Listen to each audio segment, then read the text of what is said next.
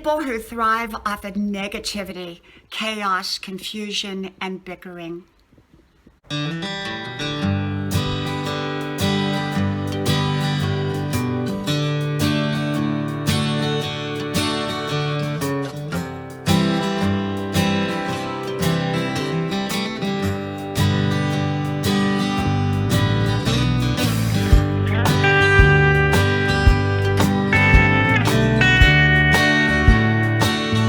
Thriving on chaos, confusion, and bickering. Hello, you all. I'm Diana Brienne, and I'm sitting out here on Grandma's porch, and we are having this beautiful, beautiful day out here, and I am just loving it. So I got to thinking about people that constantly bicker, they're constantly caught in turmoil, the drama, the chaos. You know, one of the things I love to do is go on different channels on YouTube because, well, I'm over here a lot. And sometimes I'll go on these really chaotic, crazy channels where everyone's fighting and bickering, and I just go, wow, you know. And I think a lot of those channels wouldn't have anything to talk about if they were not bickering and fighting and arguing. I really do. I think that they just don't know what to do, because sometimes people, they've grown up around that. That's all they're used to. And they're used to the drama, the chaos, the confusion, the bickering, the arguing, the fighting. And they know how to deal with that. They know how to interact with that.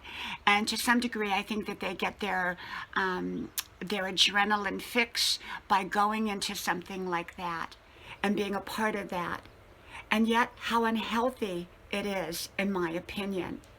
And so people that do that, I think, are doing that in part because they don't know how to interact in healthy, normal, happy relationships. They don't have the skills. They haven't been taught. And maybe they're not even comfortable learning those skills because all they know is drama, chaos, bickering, arguing, fighting, and all the negative emotions. You know, a lot of people draw that into their lives because of, well, just who they are.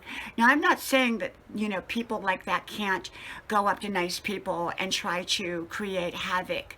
I'm not saying that, but I'm saying as a whole, there are personality types that are just drawn to that.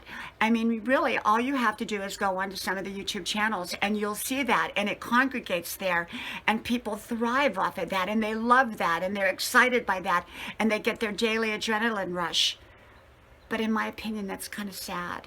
You know, only my opinion, of course, but it's sad when you could be living your best life, when you could be living a very, very positive life, when you could be living happy, when you could be living, you know, just really having such great vibrations and great things in your life, and great friends and great feeling and great everything, you know. And just, you know, people want to bicker. They want to bicker, they want to argue, they want to fight.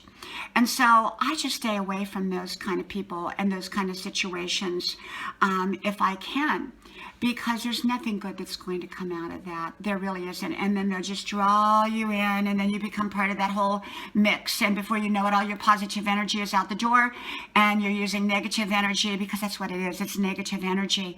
And I want to go to places where there's positive energy. People that are talking about, hey, let's do this. Let's make this dream happen. Let's come up with a solution to this problem. Let's make something positive happen. But that's not what those people are about. They don't want something positive to happen, because then they won't have anything to talk about. I remember many years ago, I was involved in a huge social group, and it was mainly women, although there were a few men in it too. And these women just, you know, so many of them were there to create havoc. And there were so many good women in there. I would say probably 3/4 of them were good, wonderful people, but they had that small cluster there that was all negative, and they created havoc to the point that the good women didn't want to be there, the women that didn't argue, because some people just love that bickering.